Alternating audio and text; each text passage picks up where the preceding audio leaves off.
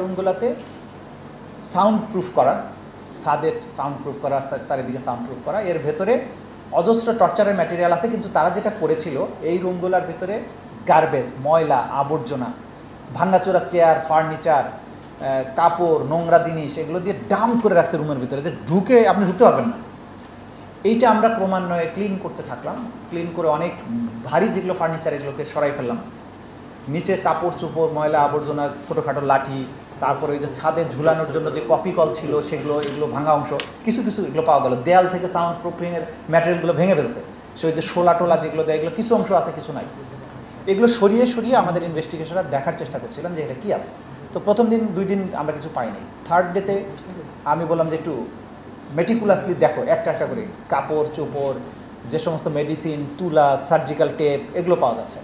তা আমরা একটা বালতি পেলাম সবুজ রঙের, নীল রঙের। বালতিটা দেখে আমি বললাম যে এর মধ্যে কিছু থাকতে পারে। দেখো বালতির মধ্যে কিছু তুলা, কিছু গজ, ব্যান্ডেজ, খুব ধুলাবালি পরা নোংরা এটা রাখা।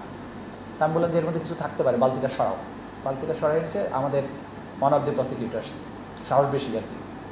তো ফ্লোরের মধ্যে ভাঙা চেয়ারের, এই যেরকম চেয়ারের নিচে যে গদিটা থাকে না, ফোমওয়ালা চেয়ারটা ভেঙে ফেললে শুধু গদিটা ফ্লোরের মধ্যে পড়া।